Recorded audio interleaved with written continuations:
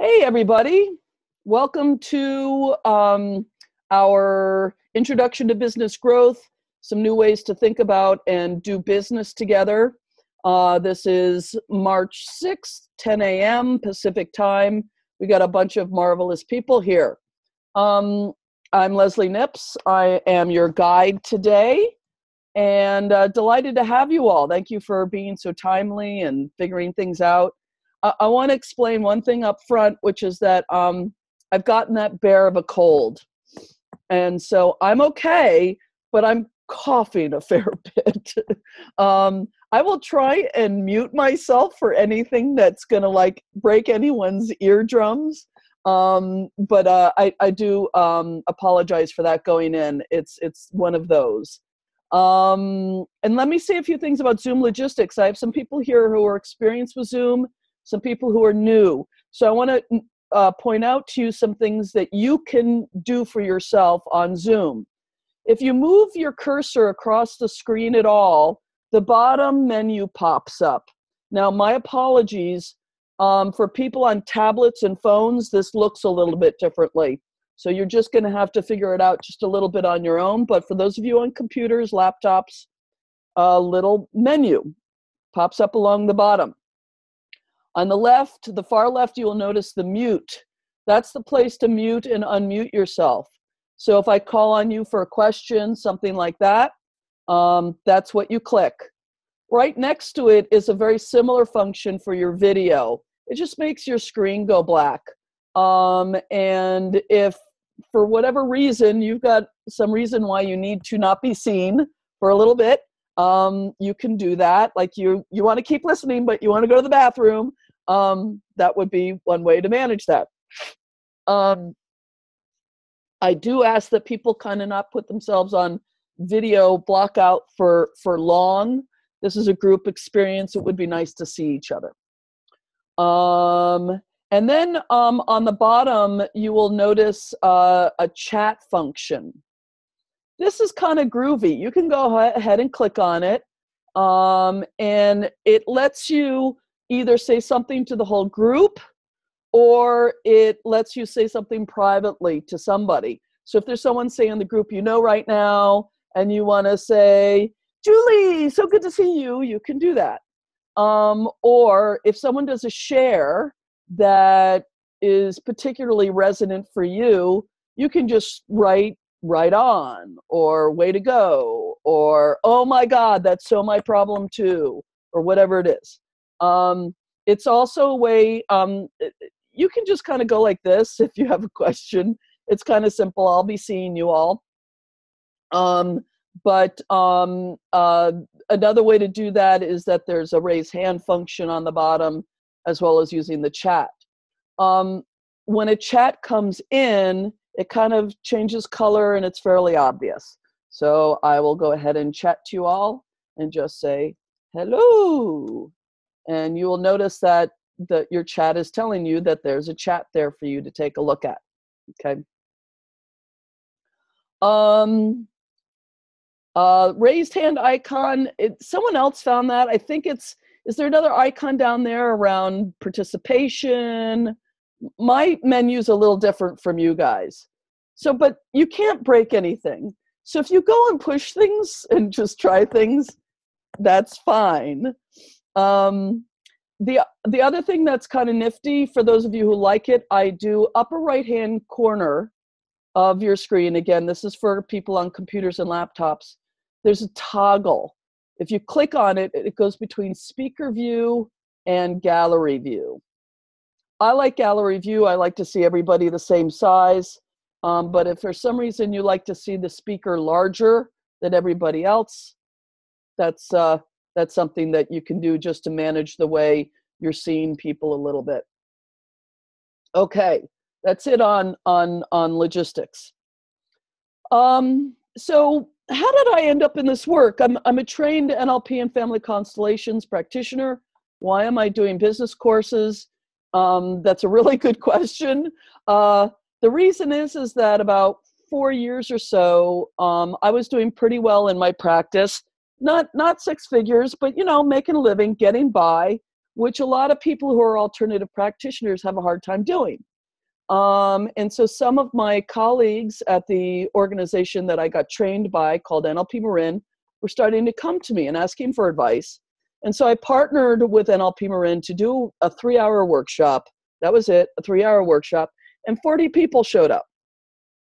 And I began to think there's something about this maybe I figured out that combines the modalities and the change work that I do with a perspective on how this is challenging for alternative practitioners and how this can be especially rewarding for alternative practitioners. And that's kind of the space we're going to be in. And that's really why I do this work. People have just continued to come to me and say, how did you do it? The purpose of this workshop is to give you a different framework for approaching business so you can move forward making some decisions in your business in a way that's really life-giving and moves you forward in a way that's really in alignment with yourself. However, I can't possibly provide everything you need to both heal yourself for business or to give you all the info that you need. And you'll need to decide how you want to make that happen for yourself going forward. But I do promise some really, really good pieces here. There are people on the call who are brand new to my work, others who are quite exposed to it, who are kind of here more for a refresher. And so hopefully both of you, everyone on that spectrum is going to get something that they can use and go forward with today. Structure of the workshop is that there's just going to be kind of a balance of doing some teaching, doing some exercises, and doing a bunch of sharing. And we're going to cycle in and out of that through the course of the 4 hours. I invite you to ask questions as we go along. There's not going to be a lot in the way of formal Q&A sessions. And so I really do encourage you as we're going along, if you have a question or something isn't landing or you're confused, just go, I have a question. Let's kind of have that conversation as we go along. We are going to have a lunch break. The aim is for 11:45 or so, depending upon how the conversation goes. That's the plan. And for that to be a half hour long, there won't be any other breaks. So again, if you need a break, take care of your needs. Are there any questions at this point about the unfolding of these 4 hours? All good? Okay. So I'm going to move to sharing screen. One of the miracles of Zoom is this capacity to share a screen.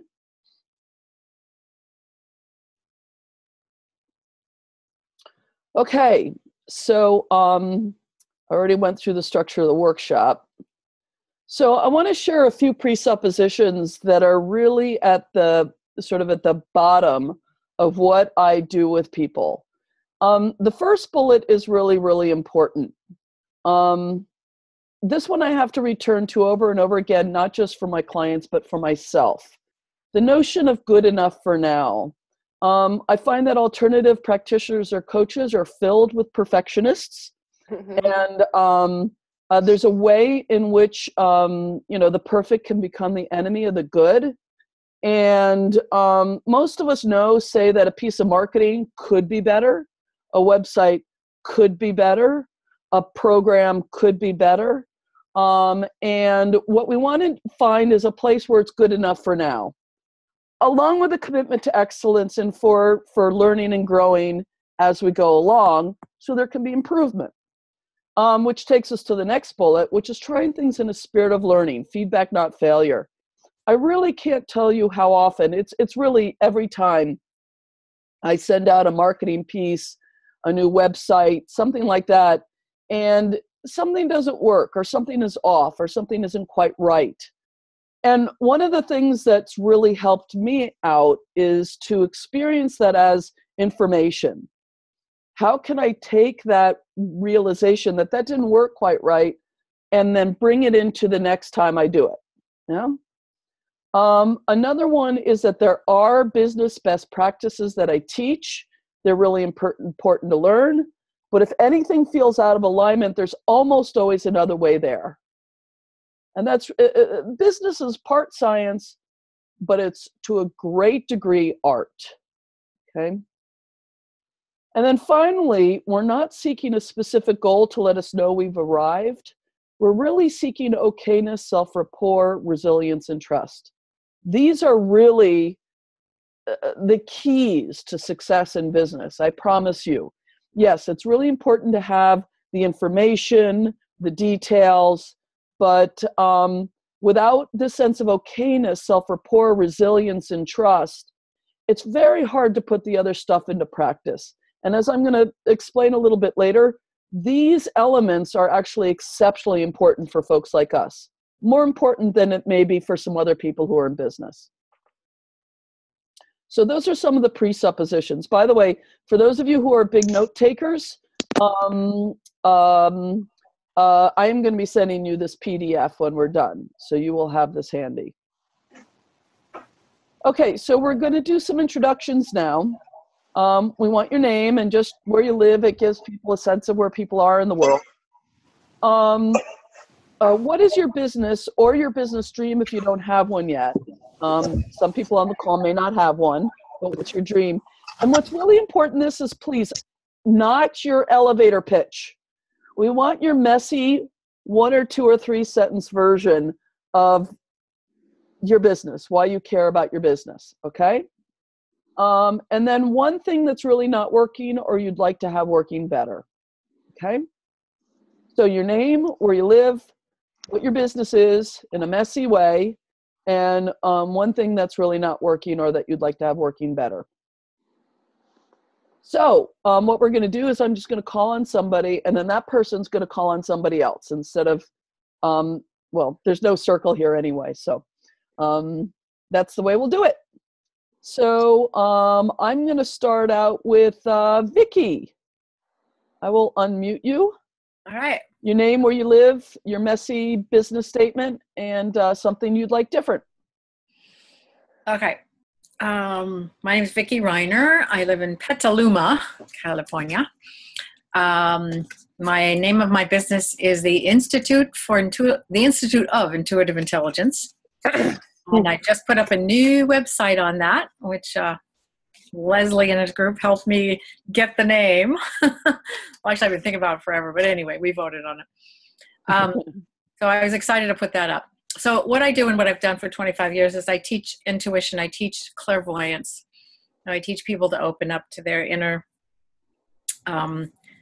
knowing through the chakra system and to see and read auras and know themselves through that inner technique. That's what I do. And one I teach it. Like different or more of. Oh, and what I'd like to do different and more of. Or just one thing. Yeah. You know, what I'm trying to do now is I'm just trying to find a way to grow it bigger, simpler, less effort. I'm tired of putting so much effort into the one-on-one.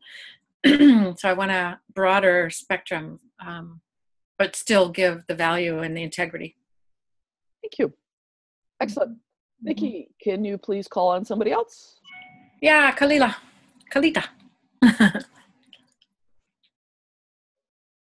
Cisco. Now I've unmuted you. Oh, thank you. I'm Kalita. I live in San Francisco, and my business is called Showgirl Awakening, and I take women on a journey to experience embodied radiance and embodied self-trust and embodied yum.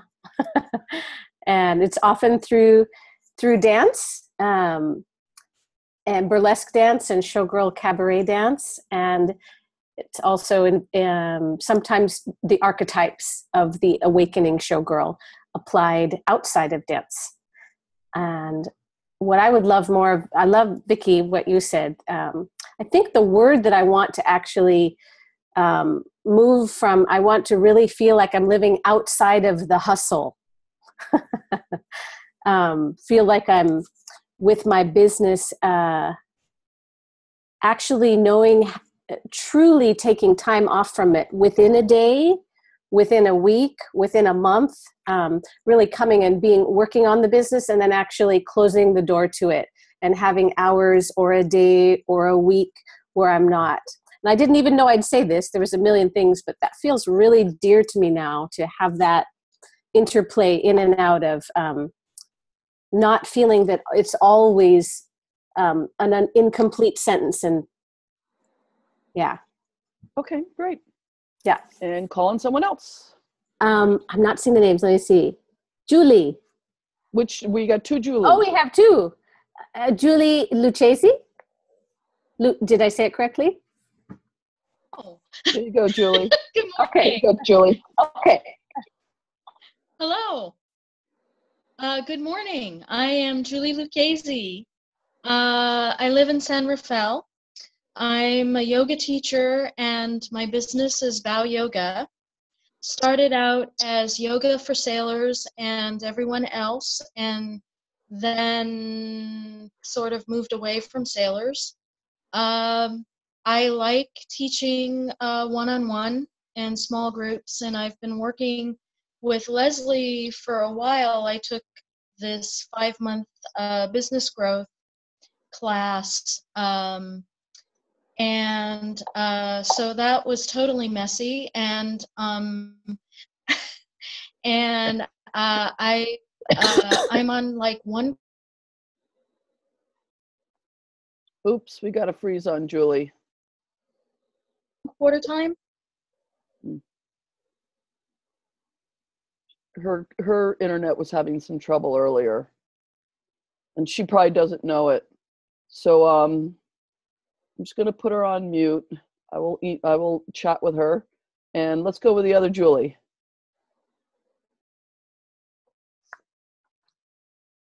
I guess unmute myself here. I have several different businesses and I'm still formulating what I want to be doing with both of them. One is that I work with people with essential oils, teaching classes and helping them bring them into their homes and using them for healing and health and expansion and vitality. And the way the business works doesn't quite fit with me. I love teaching the classes. I love the whole sales portion of it, but I love the fact that they work so well and they're so powerful, both energetically and physically. And so I'm still trying to formulate exactly what I'm doing with them. And then I also facilitate biodanza, which is a form of personal transformation that uses music and movement to add more connection and joy to people's lives and bring them back to their instinctual self so that they're moving through the world in an authentic way. And they kind of go hand in hand and they kind of don't. And I just wanted to be on this call to see what you had to say and maybe get some ideas in terms of how to move things forward for myself. And I live in San Rafael. Okay. And I would like both my businesses to be bringing in more income and to be feeling really in alignment with who I am in my life so that my work feels less like work and more like life. And it does sometimes really feel like just me expressing who I am and presenting my gifts and helping other people. But sometimes it just feels like a lot of work, and I would like to find some easier ways. I don't have much business sense or business training, so yeah. So. And I'm going to go back to Julie Lucchesi. Julie Lucchesi, you are now unfrozen. Great. Hi. So we heard your business. All you have to do is share that you would like different. Oh, okay. Well, I'm in a bit, because of the personal issues going on, I'm actually in a bit of an identity crisis. And there's something, when I teach yoga, I do it well, yet there's something incomplete. There's something missing. And now I'm wondering if it's yoga and another business, or yoga and a day job, or yoga and something else. So.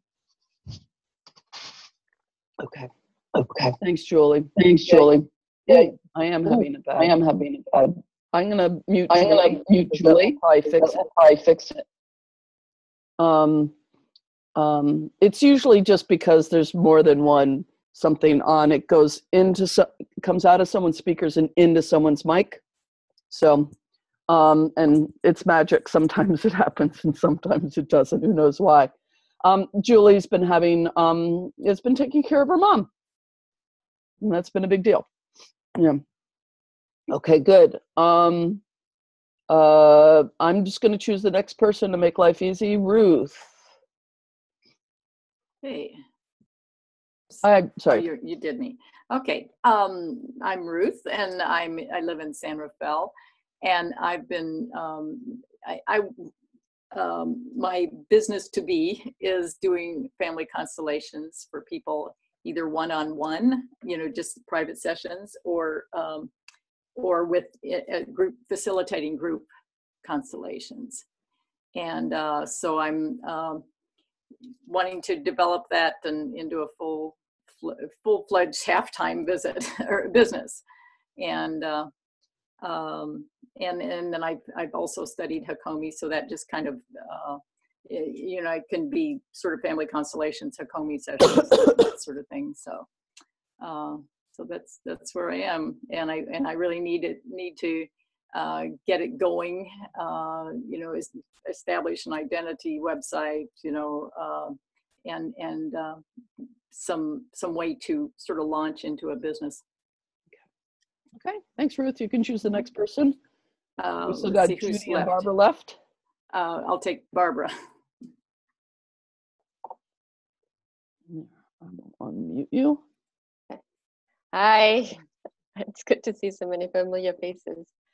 So my name is Barbara, or Babsi, and my business is called Babsi's Viennese Treats. It's a gluten-free home bakery. I make gluten-free, low or no sugar treats derived from traditional Viennese recipes, and I'm from Vienna, Austria. I've been doing it for about a year and a half, and very much still struggling or dancing or testing, experimenting with it. Because I'm also a full-time professor, I teach as adjunct at 5 colleges. And 4 colleges, 5 classes. And so at the moment, I'm a little bit in overwhelm phase, how to integrate all of that, how to keep my business moving forward, not at the expense of my spare time and energy. I got burned out over the holiday season, doing a lot of markets, which was a lot of learning, and some of it went well, some of it didn't go so well. So I'm actually in a business training right now at the Hub Oakland called Optima Business Bootcamp, which is great and also very time consuming. So it's an interesting balance of community and also noticing how strapped for time I feel. So that I think that's part of my inquiry, like how can I really, really take care of myself and be easier on myself. And I'm learning a lot in that training too, because people are very compassionate. I don't have to be perfect. And the latest idea is maybe it's even going to be just a seasonal business, during times when I'm not teaching so much, just to be really easy on myself for now. And another learning for me is that, on the one hand, I love doing markets and events and selling things directly, but I also really have this big dream of doing these Viennese coffee house experiences, which is more like where my heart is as a teacher too, is to help build community through food and authentic connection. And I tested one with my crowdfunding launch, and that I had a small crowdfunding campaign last in the summer that went well, and haven't picked it up since then because I keep telling myself first I need to sell cookies and make some income before I can come back to that.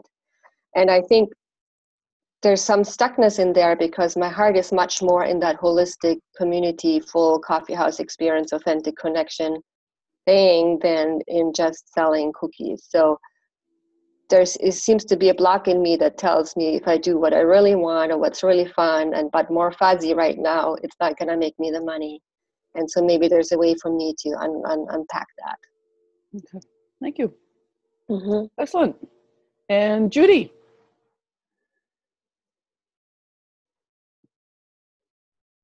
Hello, my name is Judy, and I'm the only one that's not living in California, I think. I'm in Boulder, Colorado. So it's nice to be with all of you. It's really a bit, but I relate more to what the last person spoke, and I forget your name. Barbara. Barbara. Yes, I have recently, in the last, let's say, 3 years, become more involved in constellation work. And so I would say I'm beginning to integrate that into what I'm doing into this larger frame. And there's what I would call world work. And then there's something that's on the ground locally. And both are very important in my life. And so the world work is more about, and I'm part of a worldwide network called The Art of Hosting Conversations That Matter, and people who do collective presencing based on Otto Scharmer's work. And some incredible things are beginning to happen. And so some of us have gathered to create a group, a team that will host something called Hosting Collective Healing Spaces. And so that means looking at how do we host the healing of collective trauma, because it's so pervasive on the planet. So in constellation individual sessions, we're often working with an individual family situation around generational trauma or something that's happened to a specific individual. This is looking more at systemic, large things like racism or immigration or colonialization or the genocide of the indigenous peoples or the whole refugee thing that's going on in Europe right now. And so I go back and forth. I was in Brussels for 3 weeks, and that kind of detracts me or distracts me from what's going on here. So that's one of the challenges I face. And the other is a lot of this really on the edge new work requires seeding. And I'm talking more about the world work. And that's often not paid, although there are collaborators. And so there's a lot of support in that way. And sometimes the generosity that's exchanged and the giving and receiving just comes back to me. So the challenge is more locally how to begin to bring in some income that really supports me in doing constellations with individuals. And I really like groups because this systemic larger piece is really part of who I am. Okay. So that's what I would say. Great. Thank you. Thank you, everybody. Everybody just take a second and tune in to kind of the genius of everybody here. It's a very nice feeling. Thank you, everybody. Okay, well, we're going to do our first exercise. Those of you who have worked with me before know that this is kind of the foundation, in a way, of what we do together. It's called the Heart of Business Constellation, or in this case, more of a meditation. Rather than splitting you up into pairs, you do this by yourself. And it ends up feeling a little bit like a guided visualization kind of a thing. But it's a way to connect with the heart of your business that really brings us back to kind of brass tacks.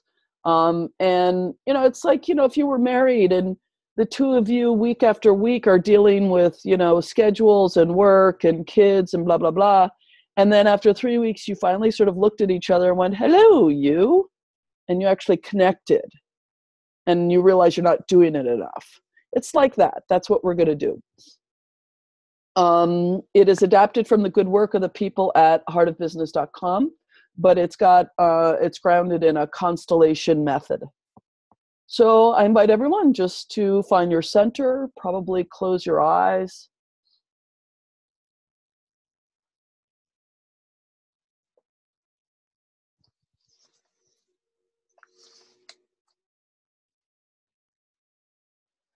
Just breathe a little bit, find yourself, come to yourself.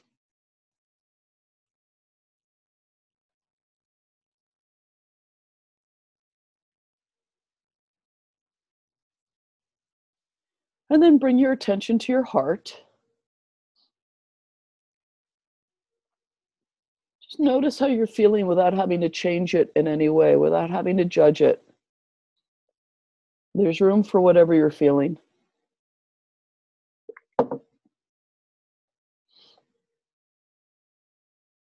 Feeling excited and happy, or you're feeling nervous, or even a little bored.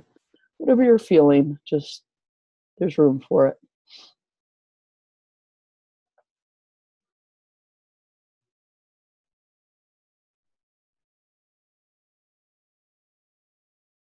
And then please allow your spirit to imagine a representation for the heart of your business sitting right across from you.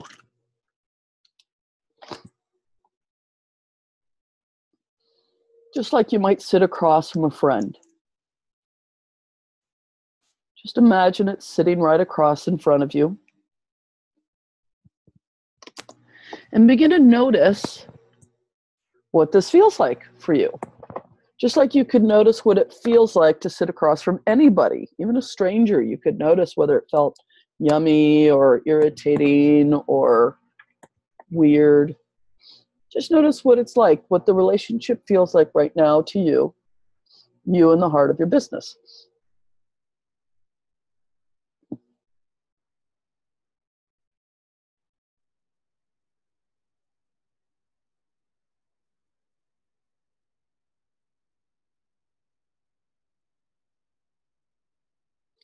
Again, without judgment or trying to change it in any way, just with curiosity.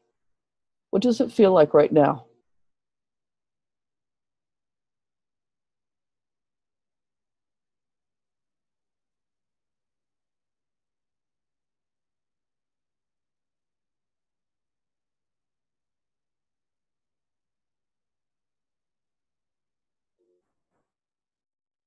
And then, having observed that, let the parts of you that know how to do this slip on out of yourself, and leaving all of yourself behind in the chair or the couch you're sitting on. Slip out of yourself and slip into the heart of your business facing you.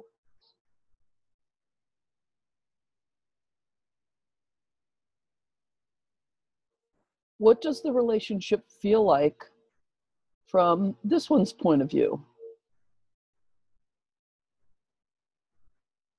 Yummy and cozy, little distant. What does it feel like from the point of view of the heart of your business? What does this relationship feel like from this one's point of view?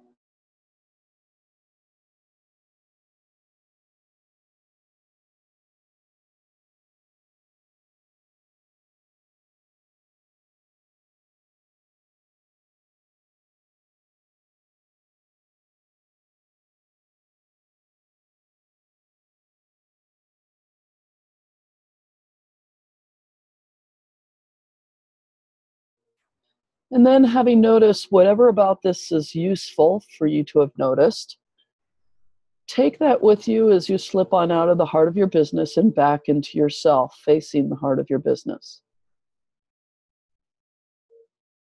And notice if it shifts anything, being inside of yourself, looking at the heart of your business, having seen it from both sides.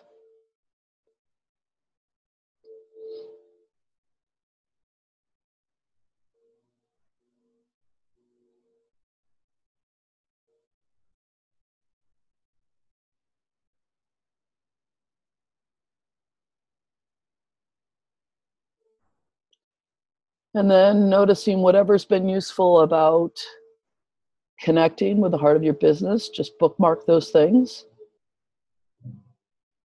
Thank the heart of your business and promise that you will do this from time to time. You'll come on back. And then come on back fully, bringing whatever's been useful for you to observe.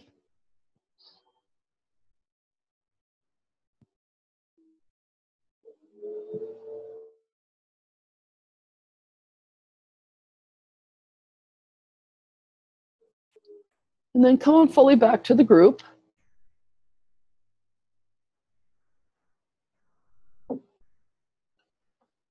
So I want to inquire, they're doing leaf blowing in the area right now. Is anyone being bothered by that? Raise your hand. Excellent. Love the earbuds. Okay. It's bothering me, but as long as it's not bothering you guys, it's okay. Okay, a share. Who would like to share or has a question? Sometimes it can be a little sticky. Just somebody who has a share or question about what that exercise was like for them or what they noticed.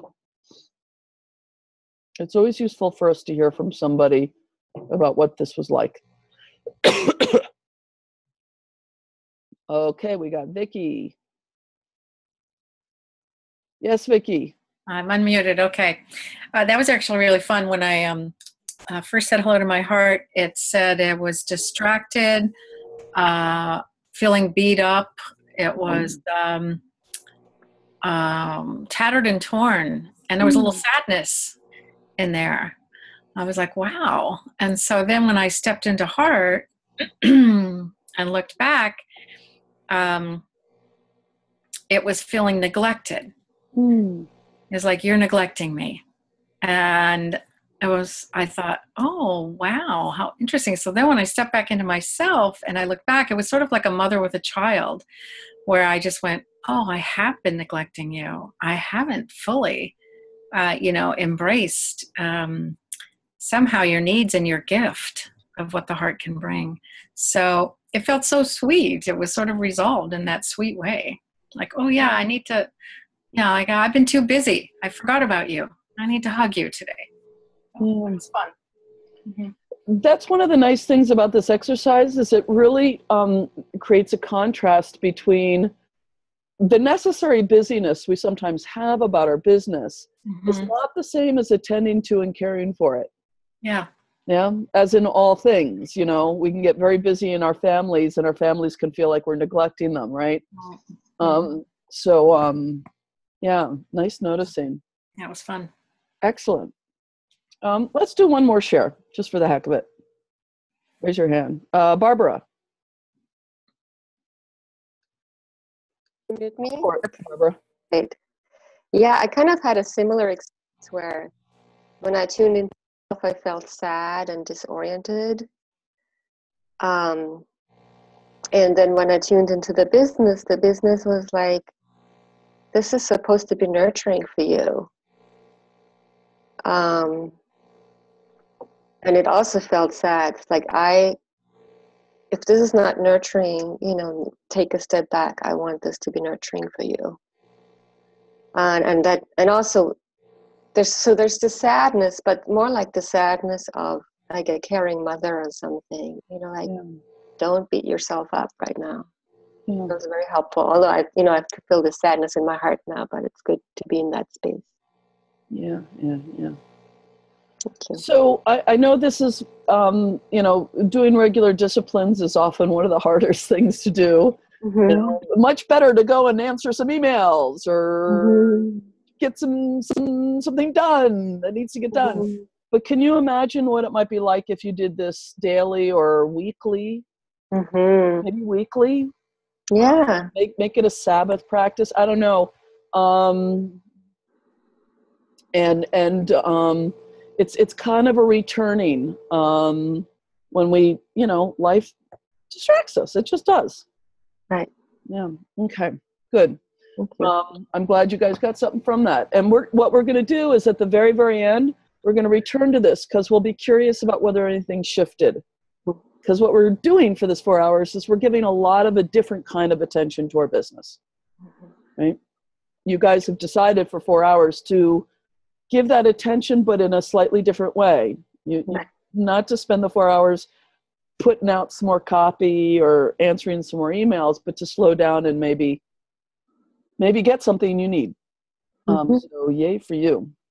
Okay. So I'm going back to share screen for a moment. Okay. So what's special about heart-based practitioners? There are a number of things that are special about us that are really, really important to take into account when we try to do well in business. If you guys have connected with your Chamber of Commerce or other more standard business models, you may have found some stuff that's really useful there, but you also may have found stuff that made you anxious or made it more difficult. And it's because we are a particular breed of business people. We are business people. I do think that's important to be able to say that about ourselves. But often we started out with not knowing a lot about business. If we were trained in a modality, our modality school did not take the time to tell us how to make a living doing it, usually.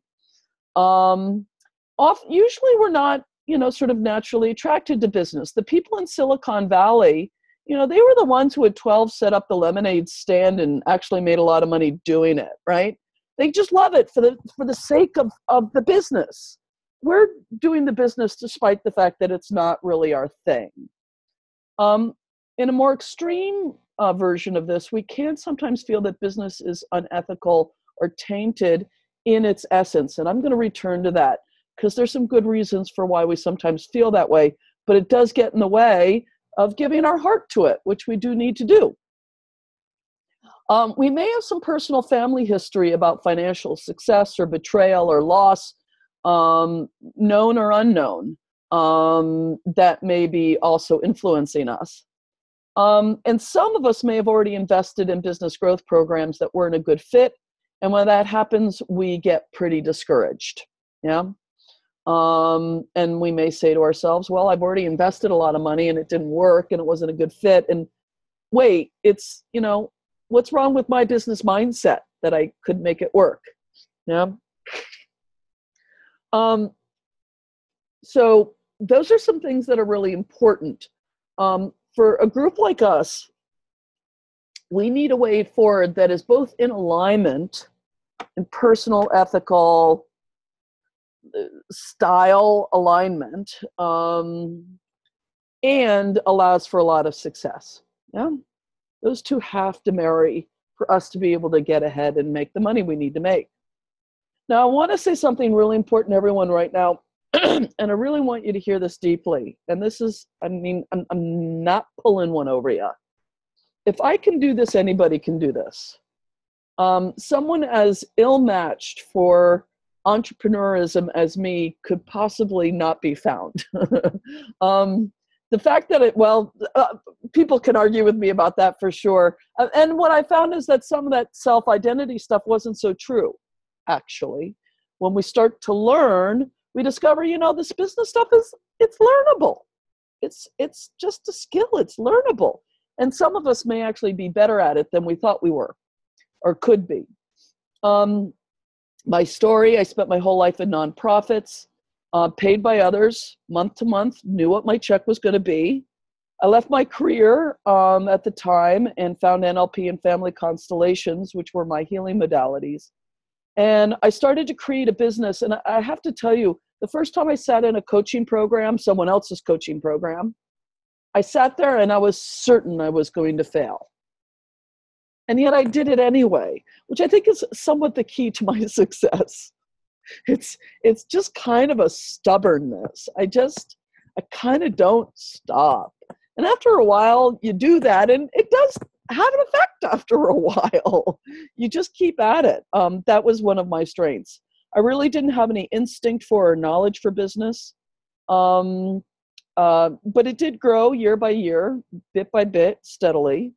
I did go off the track when I invested a lot of money in a program that didn't work for me.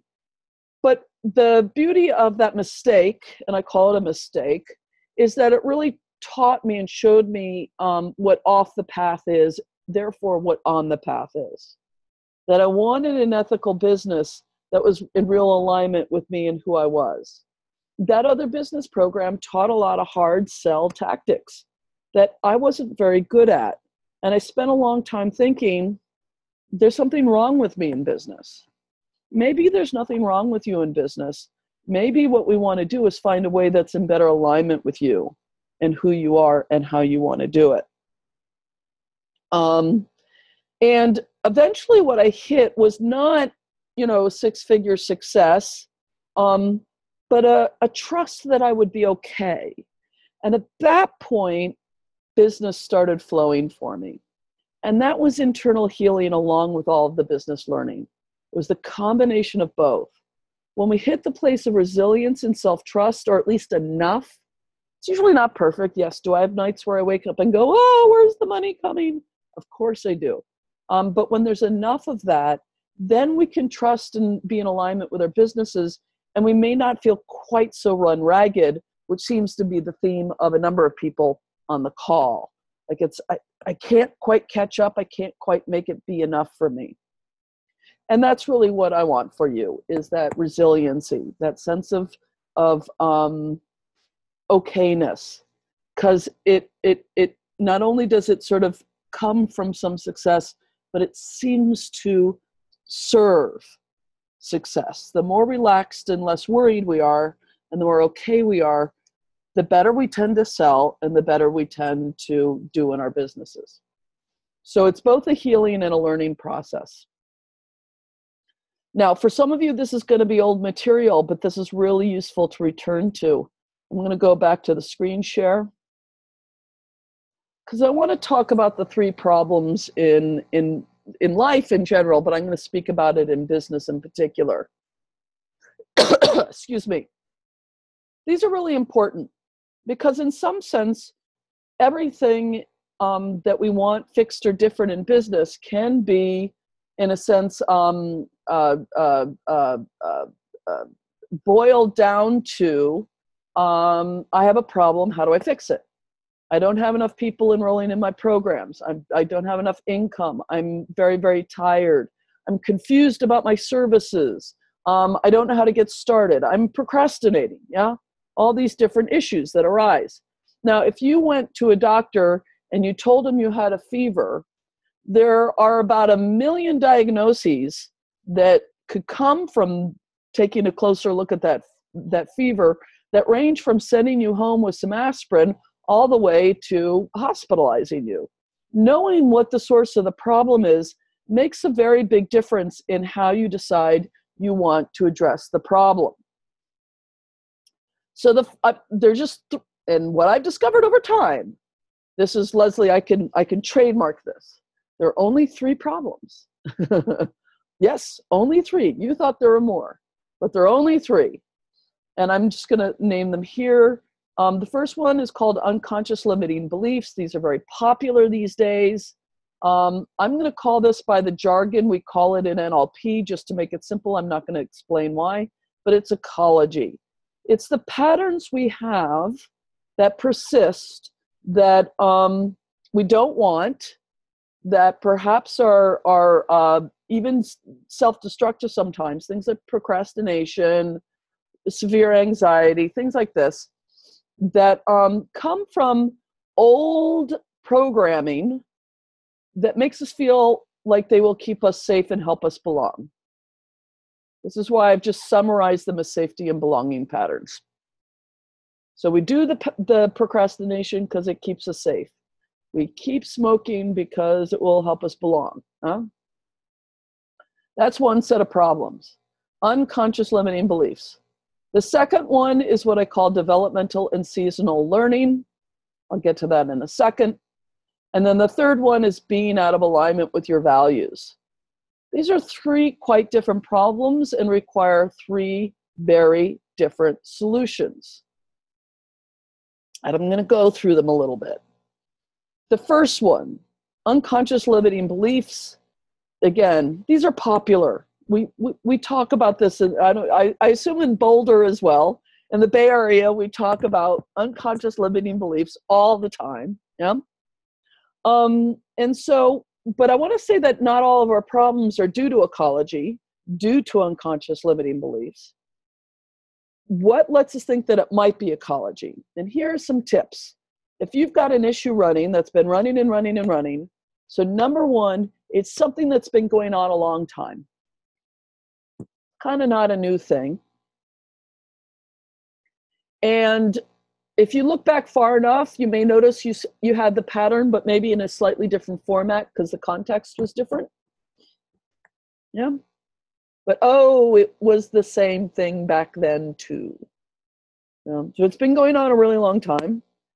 Another thing about ecology is that when you push too hard against it, like you try and force yourself through the whatever it is that's freaking you out, everything else kind of shuts down. It tends to have collateral damage when you push too hard against it. I wrote an article about this on my blog. You can look it up. called "Don't Poke the Tiger, It Doesn't Like It." The tiger thinks it's keeping you safe.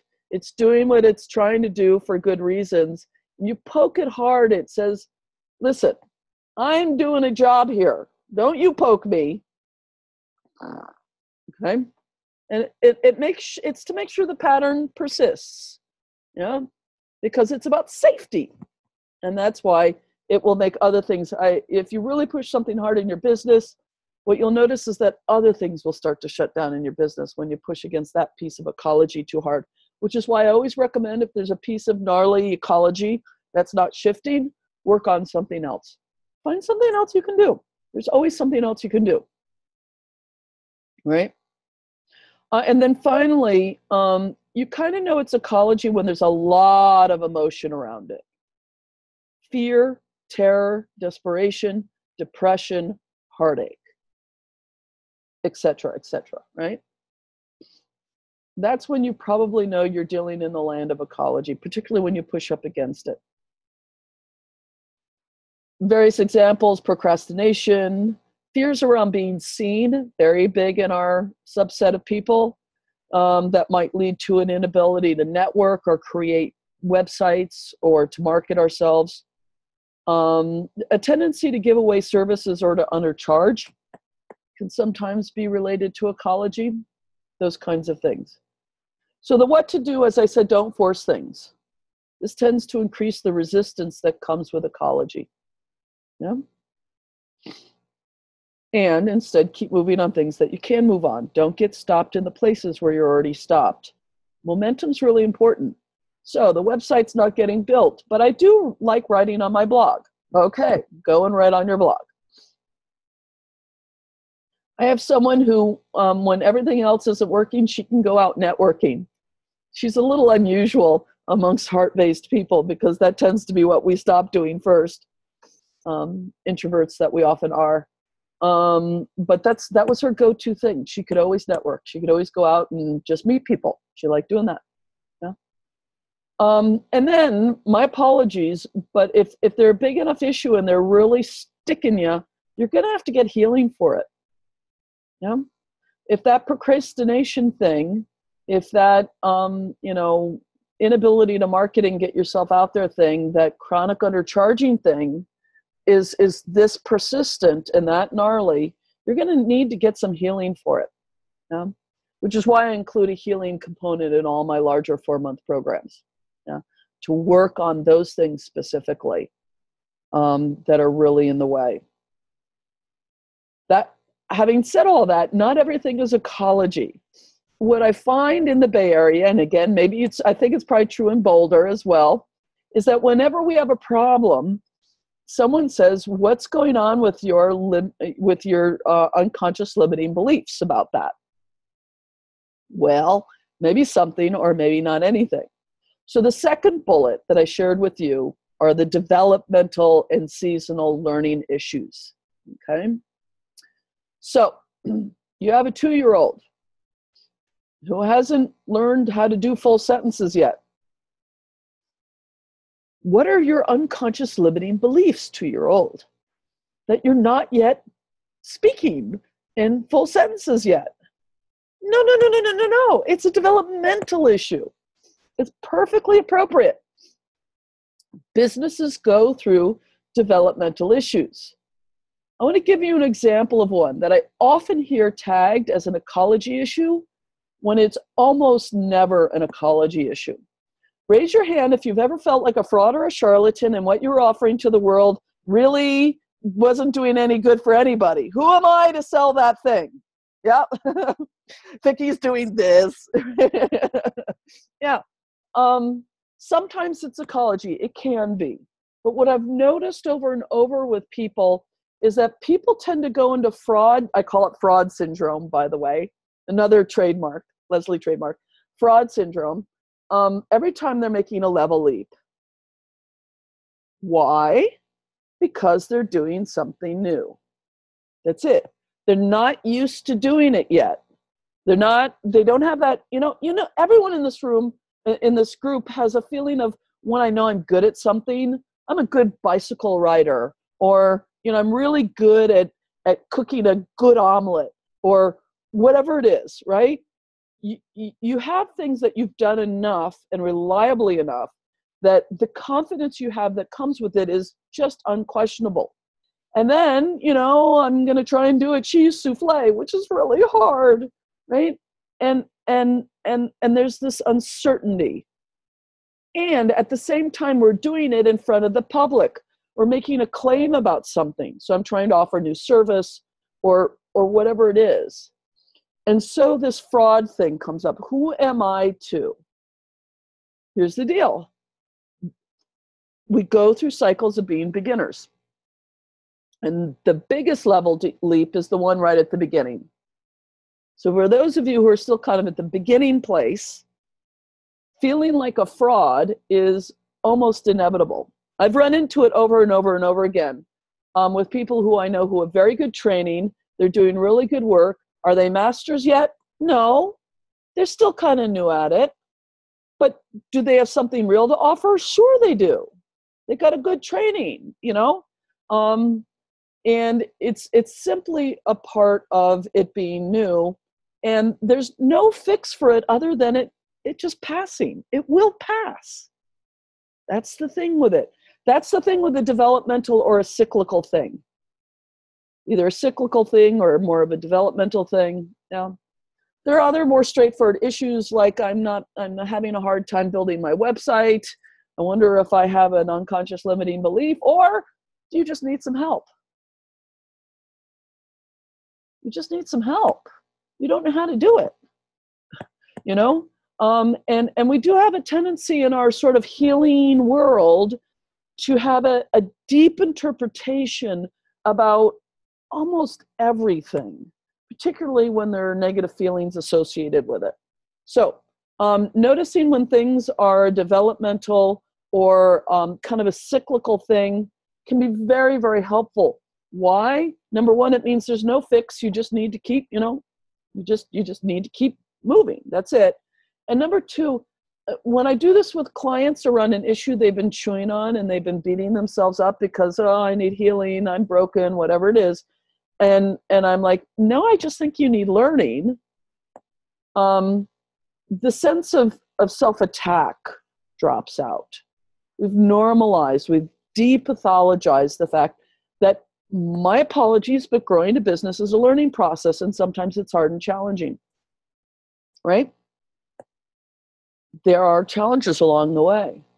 So it's really important to be able to notice when we're dealing with something. And the other thing is if we're calling it an ecology issue when all we need is actually some help, we will fail to get the help we need. And then we'll stay stuck with a website that's not finished. When all we needed to do was find someone to help us build the website. I see this all the time with people, this self-diagnosis, this self-pathologizing, when actually it would be much more useful to just notice, is there some help I need here? Or is there just something I'm moving through? Is it just a cycle? Is it just a season? We don't blame winter for being winter, right? It's part of a cycle. Okay, last one, alignment. This is really, really important. This is one that I think we know most about, but actually, again, because ecology and limiting beliefs is like taking over the universe, we sometimes, this is the one we can forget. We do get off course. It's actually kind of necessary, by the way. This is where we get back to good enough. You can't be 100% in alignment, because if you're 100% in alignment, you're not trying anything new and finding out that, that's not my thing. That wasn't a good match for me. It is possible, however, in business to do it in a way that is in adequate alignment with our values. However, if we get enough off of our values, like we really get off, like we're trying to do marketing that's not right for us or whatever it is, our inner wisdom will shut us down. It's just the kind of folks we are. We cannot sustain being out of alignment with our values for too long. Again, we need to be able to do that a little bit, in order to be able to try new things. But our inner guidance system won't let us do it for long. The problem is that often when we have that shutdown, we say, what's wrong with my success mindset? What's wrong with your success mindset, right? When actually it might be you're trying to put in a business model or an approach that's not a good fit for you. It's not only methods of selling. It could be, I prefer working one-on-one with people rather than teaching in groups, or I prefer teaching rather than working one-on-one with people. They don't have to be, ethical values. They can just be kind of a way that works best for you. Yeah. Or I like a mix of both. I have a client, one of the rules of thumb is have one niche. It's easier. It makes life easier. Have one business, not two businesses. Two businesses require twice the amount of work, right? It's a good rule of thumb. But I have a client for whom she's the exception to the rule. She has a massage practice and she has a web design practice. And she wouldn't be happy if she didn't have both. That's what was important for her. So what do we do about this when it shows up? It is useful to gain an ability to notice when something is out of alignment, but do it without judgment. Like, I don't think I'm on the right path for myself right now. It's very important, and this is worthy of a whole nother class, to maintain your spiritual practices. Yeah, things like a Heart of Business meditation, things like that, tend to help us find alignment or misalignment if we're out of alignment. Yeah, but if we're skipping all of our spiritual stuff, it tends to get really hard to do that on a regular basis. We can get really misaligned and not notice it for a while. And bring issues to spiritual discernment and guidance. I've got an issue right now I'm really chewing on around moving forward with constellation training. And I'm really not sure how much of this is an alignment issue and how much of this is a developmental issue. And I'm just going to need to continue to sit with this and find out more and more which it is. So I'm going to open this up to just a little bit of discussion. Think about some problems you're chewing on right now. Maybe one big one. and think a little bit about, ecology issues, those patterns, those safety and belonging patterns, developmental issues, and alignment issues. Now, if someone's going to ask, can you have more than one involved? Yes, you can. All three can be contributing to a problem, but usually one is a little bit more than the other two. And even that's worth noticing. Oh, I'm both dealing with some unconscious limiting beliefs and I'm dealing with a heart-based misalignment thing.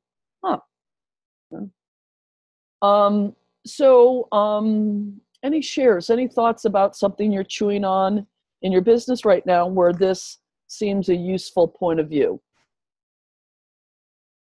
Or you're beginning to think, I think this is the problem I have in the context of this problem. What are you thinking about? What is this lecture bringing up with you and the things you're chewing on? Someone raise their hand. Vicki. Go for it, Vicki. Okay. So, very useful. One of the things I do is I tend to try to do everything alone, all by myself. And I noticed that, there's this isolationist thing here going on. And then I started going into the unconscious beliefs, thinking it's unconscious beliefs of some kind, trying to, handle it that way. And really what you just said, I just realized, all it is I need to reach out for help. I need some other people to help me. It's like to come out of that. So it's kind of both. It's like, how come I always go towards the isolation, thinking I have to work it out myself? I don't even think to reach out until I'm like drowning. And then it's really, I just need someone else to help, teach me it, or something I'm trying to do alone that I could have just, called somebody. if I had that group. So there's two things involved there. Yeah. Not beating myself up about it, just realizing, oh, yeah, I could just reach for that help. I got to reach out more and have a list of people that do other things I can call. Mm-hmm. So, make Yeah, sense? I love that. I think some of the best couples coaches out there, what they do is a combination of teaching skills, as well as helping them understand the ecology of what's got them in trouble. So having the both and seems really, really useful often, which is why my program's structured the way it is having the both and. Great. Barbara. Yeah, for me, it's I can think of a situation where it's all three, and thinking back to the holiday season and how exciting it was, and how badly it burned out. Actually, with a delay, it took some time to unramp and then crash, which probably is not unusual. Where physically I was sick for a while, or had a hard time getting up. My legs didn't want to, things like that. So I could see a pattern of overworking coming from my dad. Worked on that before, but it was very apparent that this sense of, do I really need to work these multiple jobs right now? Who am I supporting? Like, on whose behalf am I doing that? Was very, very apparent to me. Then in terms of developmental, I'm just learning the ropes right now, and this market didn't work so well, and this market worked better, and so it's a lot of informational research that I've been doing, and I already know what I want to do different next holiday season just based on that. And in terms of values, I also realized, for example, I'm part of the Pop-Upster networks, and you can sign up for different events for a pop-up booth, and I realized, actually, I don't really have that much satisfaction having a booth with a high-tech company holiday market, because it's out of alignment with my values. I mean, it's not interesting enough for me, and so that in itself makes it a little exhausting. Does that make sense? Yeah. It's just, my product is excellent. I could be all over the place, I guess, if I really wanted to, but maybe I don't want to. And maybe, my body's telling me, you don't need to go that route. Just really serve the people you want to serve most. Okay. Excellent. Thank you. Great. Yeah. And it's all learning. I mean, you had to go out of alignment a little bit to figure that out. Mm-hmm. Yeah. Yeah. Somebody else. Judy. Yeah, there's at least two of these, maybe more going on. Part of what has been a pattern for me for a long, long time is not wanting to be too visible. And it relates to the fraud syndrome of, am I really qualified? Do I have, the experience or whatever that I need? And I want to work with groups or have people who will actually be in Constellation. And I know I could do something like you do and offer this time where people can come for $5 or $10 or something and experience, a couple of hours or an evening like that. And there's also, I know there are other people in Boulder who are really good at Constellation. So who am I to offer that? And just as we were talking about this, it came to me, maybe what you could do, so I need to think about this a little more. Number one is trust that I know what I need to know, or at least enough. There's enough. And invite one of them to support me. A kind of like an emotional or moral or resource kind of support. Nice. Yeah. Nice. So yeah. It still feels very shaky, but yeah. Yeah. It's a very interesting sort of a problem being new in a modality. We don't want to be out of alignment with ourselves by claiming that we're masters when we aren't. On the other hand, we do know we have something to offer. And what you'll often find I found with the very expensive business program that I paid for, that they were very big on positioning, to the point in which they were essentially encouraging you to claim to be something you weren't really, which again, folks like us can't sustain for a very long period of time. We can sort of bluster it for a little while, and then it's just going to feel too bad. So there's got to be a way to hold our beginner status, number one. Number two, that we do have gifts and skills, right? Because we have been trained and we do have experience. Number three, be in alignment with what we charge. Aware that, we might not charge what we're going to charge in 5 years, right? So that feels like good. And then the last one, to always remember that in our space, you are who they are looking for.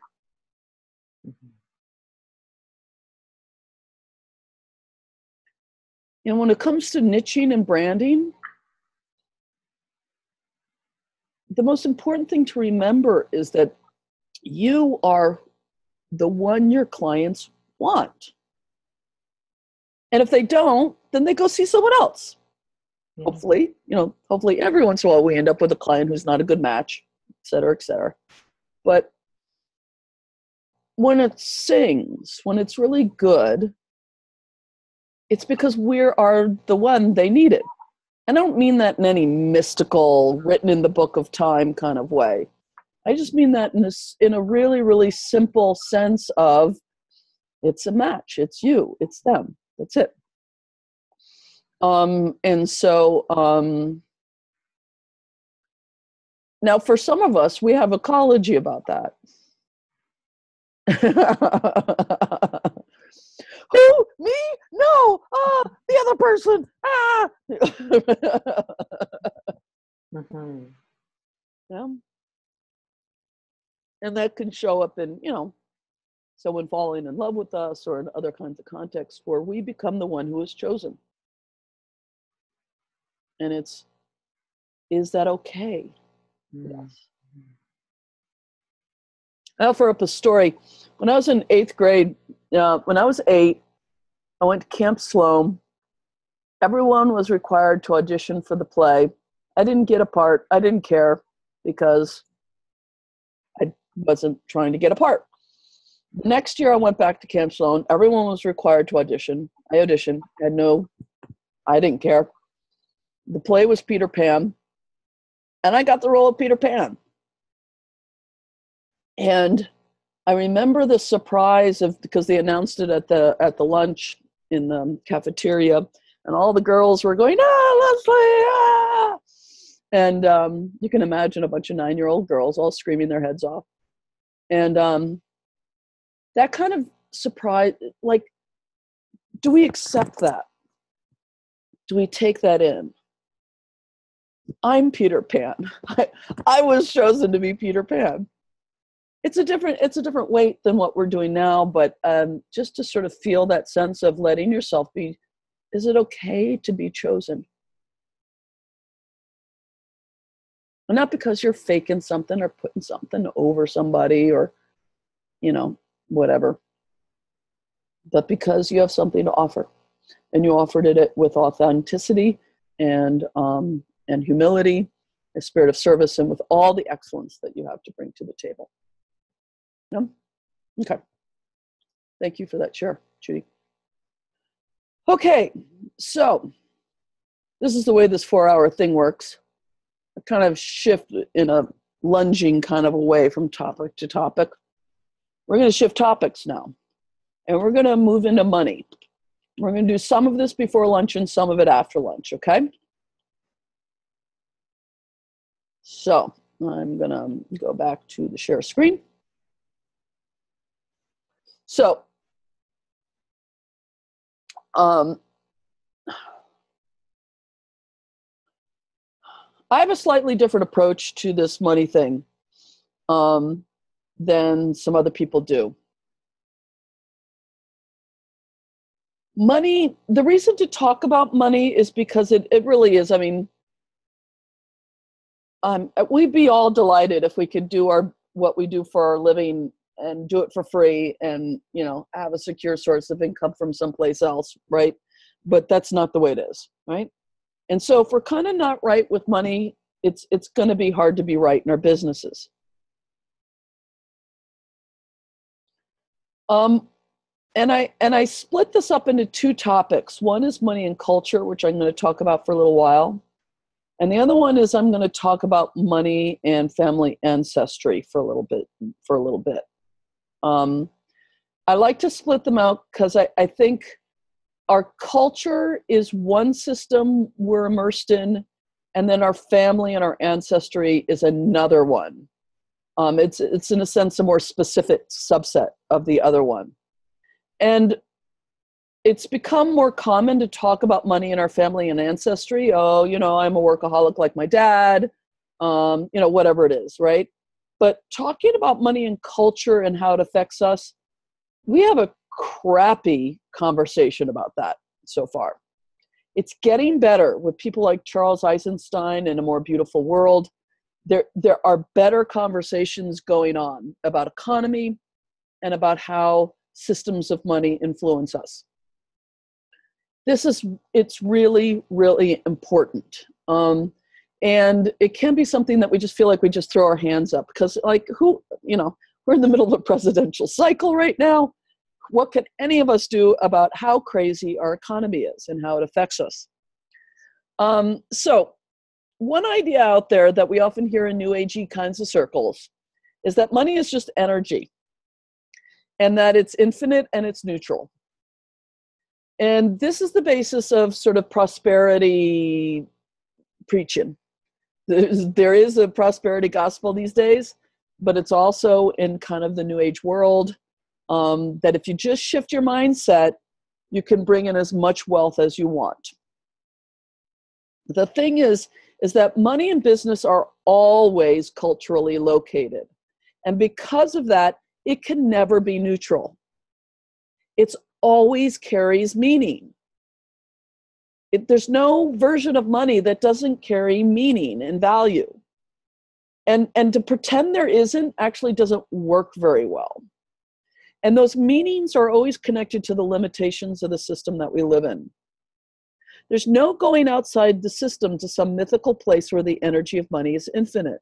It's really hugely disrespectful to the experience of being human. Money is a systemic reality. It's part of our culture. Certain kids grow up in a world where having wealth is almost impossible. Others grow in a place so full of wealth they can actually be harmed by how little they need to engage their world through work. It's just, wealth inequality is just part of where we live. And to talk about this in terms of fixing your mindset, like just you yourself, you fix your brain and the way you think about this, and you can have, it's just disrespectful to the fact that I hope everyone on this call is enough of a sort of systemic thinker to be connected to the notion that we are part of systems. Yeah?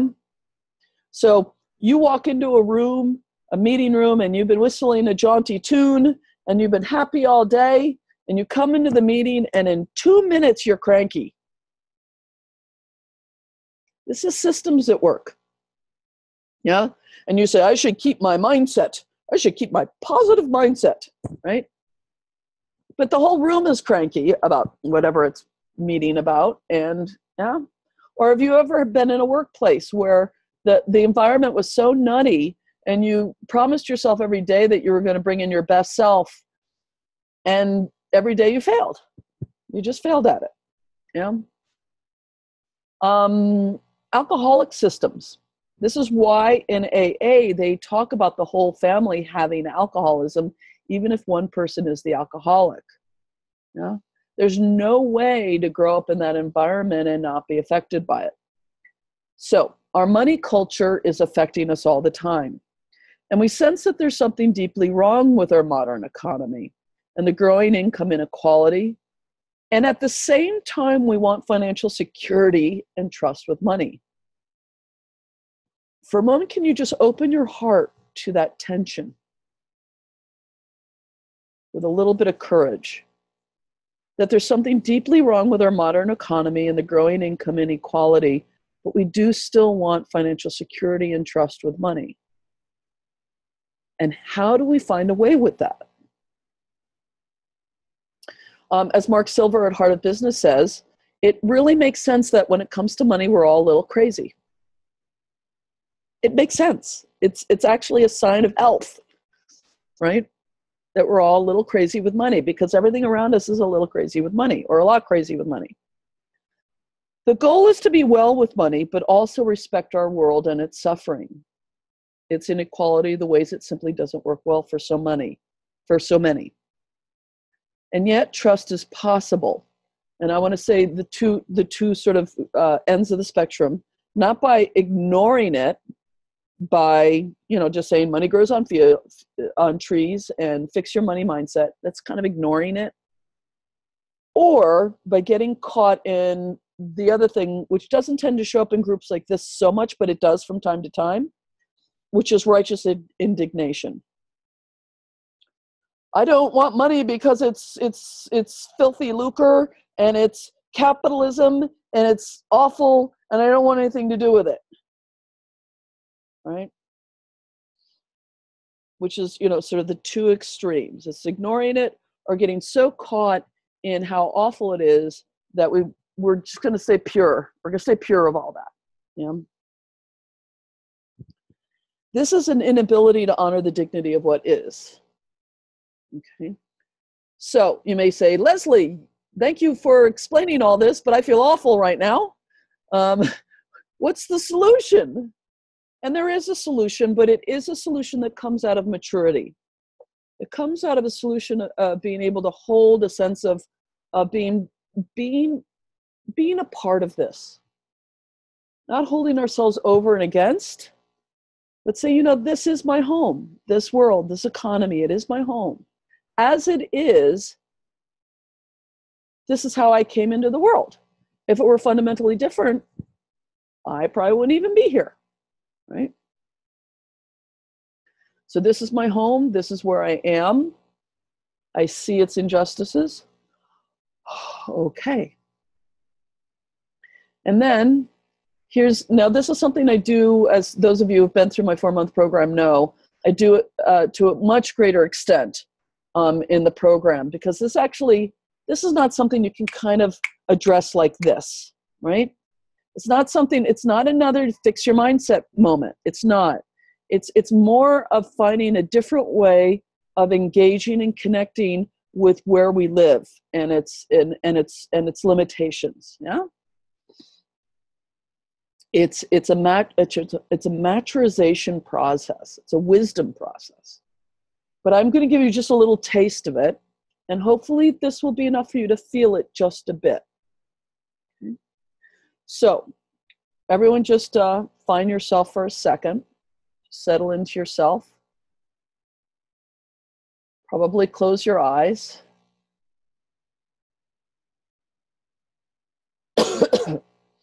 And as you did before,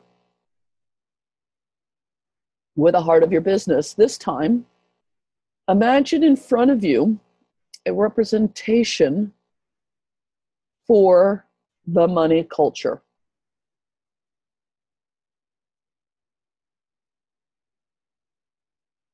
Just somewhere out in front of you. We do this in constellation work all the time. We just call up a representation for this thing, this money culture, which is much bigger than any of us here on this call. It preceded us. It will last beyond us.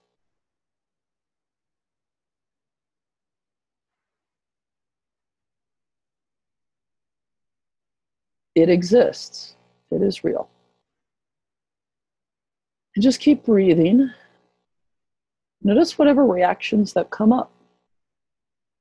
resistance or judgment or anger or sadness. Just notice them without any judgment. Include any of your reactions.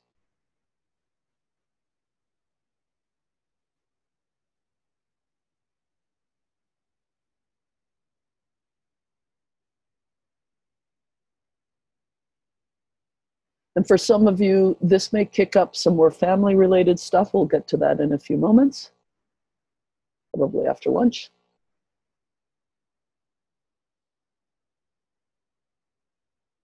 Just notice what you feel in the presence of a representation for the money culture. And then, if you're feeling a little brave, and if you don't feel ready to do this, that's fine. It's all right. But if you're feeling a little brave, I invite you to physically do this.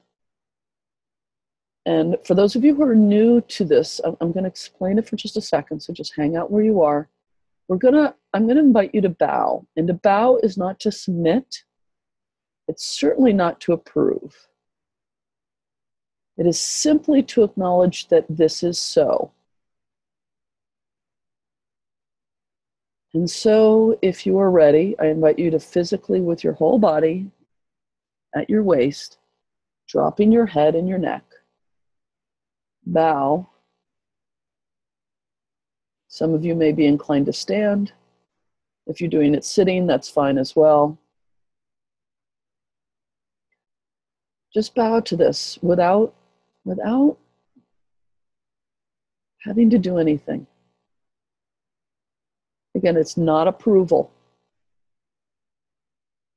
It's not, I like this. It's just noticing it's big and it's where we live.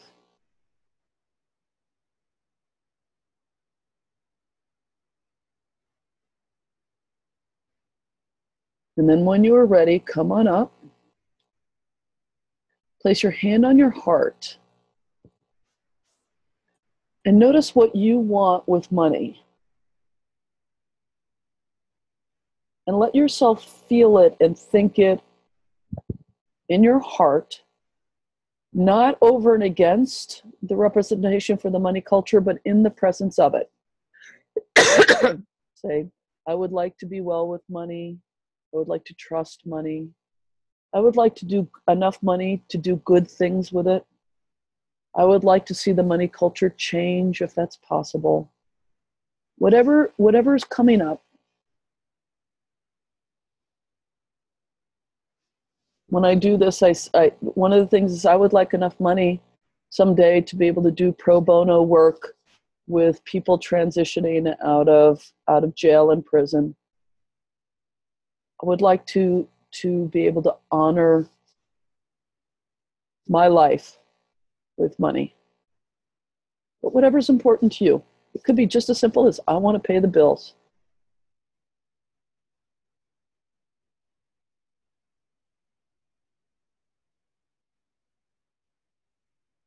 And notice that the money culture doesn't have a dog in your fight. Like whatever you want is fine from me. It's like, that's fine. Okay. It's not a blessing for the money culture. That's not quite right. It's just it doesn't mind that you want that.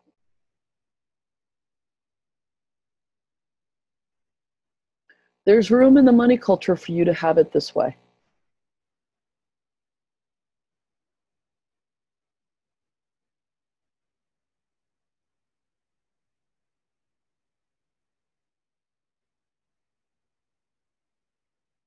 And when you've done that enough, you can come on back.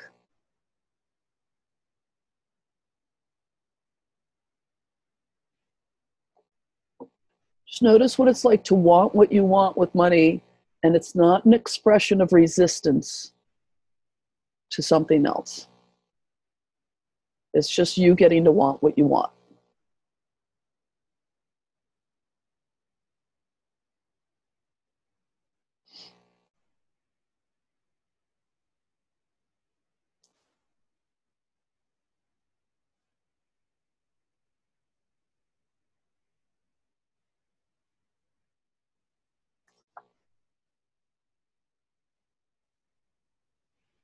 Okay. That was a big piece of work. Curious, a share or two, and then we'll go to lunch.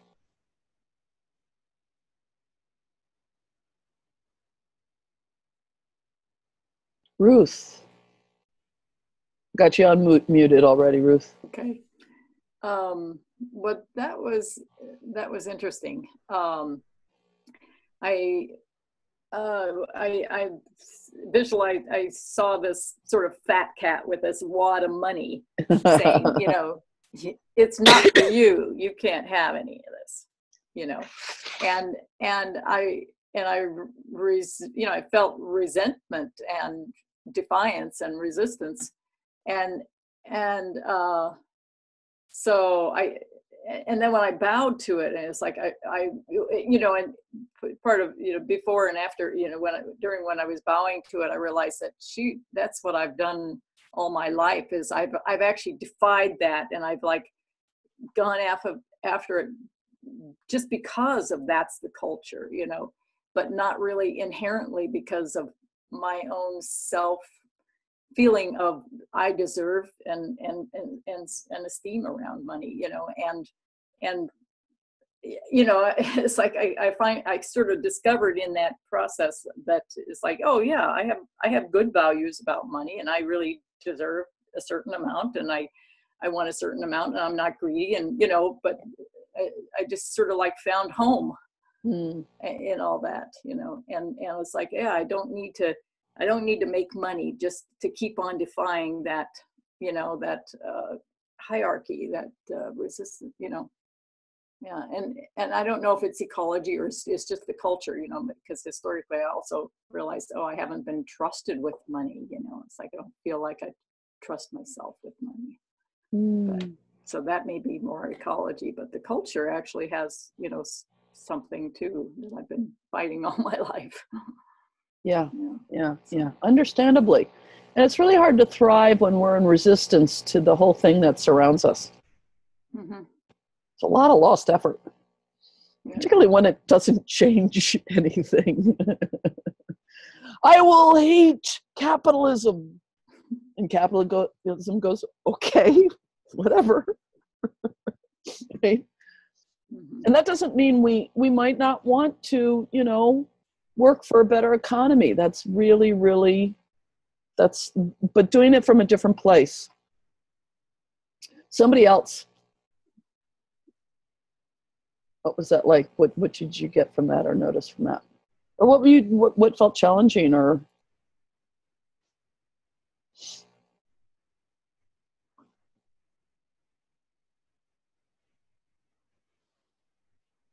We'll go with Barbara. She beat you by 1 second there, Vicki. Oh yeah, so just really briefly, I could, you know, I could feel myself tearing up, you know, just really feeling what it's like to, you know, be part of this culture where not everybody is valued equally in a monetary way. And I'm part of that system on both ends, because I teach at community college here and have students who are homeless and all of that. And I am being paid shit as adjunct faculty, and so it's hard with that. Build a business is really, you know, it really feels difficult. So I was able to drop into that emotionally, and that felt important.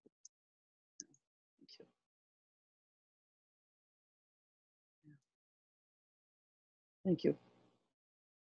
You know, this is the first time I noticed, it feels a little bit like a metta meditation. For those of you who know the Buddhist metta, you know, compassion, you know, I wish all beings be well, and I wish myself to be well, and all this stuff. So it's almost like, you know, for you, it's like, I wish my students who are homeless to be well with money. I wish I to be well with money. You know.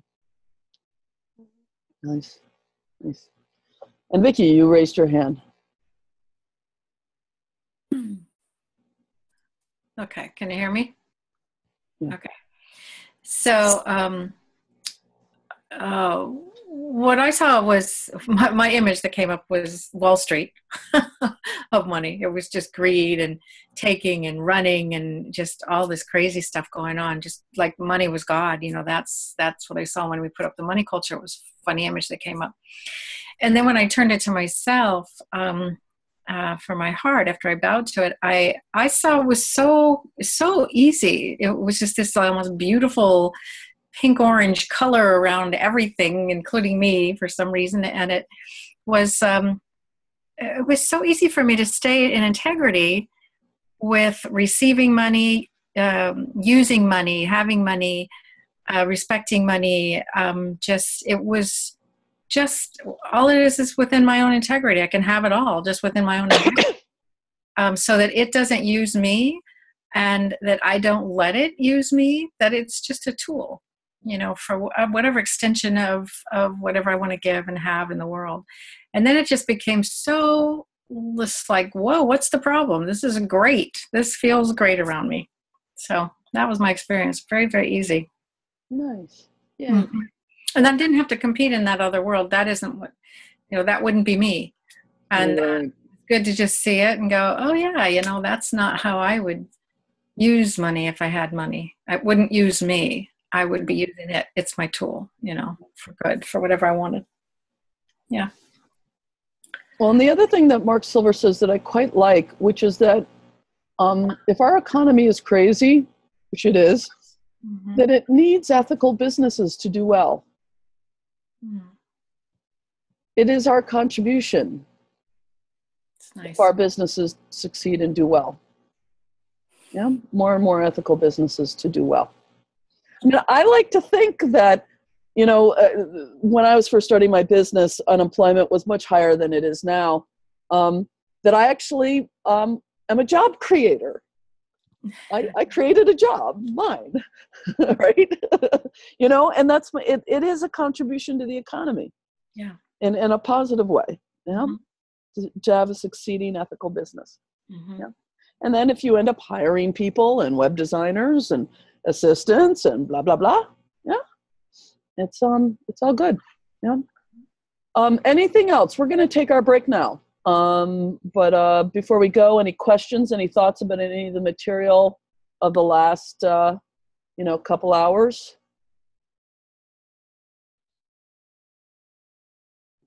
No,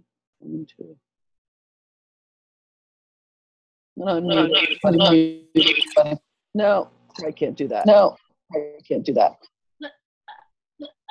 I may. I'm going to mute everybody. And then unmute you specifically, Kalita. Sorry. Go for it, Kalita. I may not be able to join for the afternoon, and I wanted to say thank you to everyone. Say goodbye to Kalita. Thank you, Leslie. Thank you, everyone. Okay. Any other questions or logistics or housekeeping? Julie asked a question. Say that again. What time are we coming back? 12:15. 12:15. So we just restart the meeting at 12:15. Is it? I'm gonna. You can leave and come back. Excuse me. Sorry, everybody. You can leave and come back, or you can just leave it open if you like. I'm gonna leave mine open and muted. But I will stop recording for the half hour that we're not here. But yeah, you can just leave. Bottom right-hand corner is leave meeting. When you move your cursor, it appears, and then you just use the link to come back. Or, maybe someone like Julie Lucchese is scared enough that she's just going to stay on. Because it was a little tricky for her to get on in the first place. Okay, anything else before you all go? Nope. Okay, 12:15. See you all in a little bit.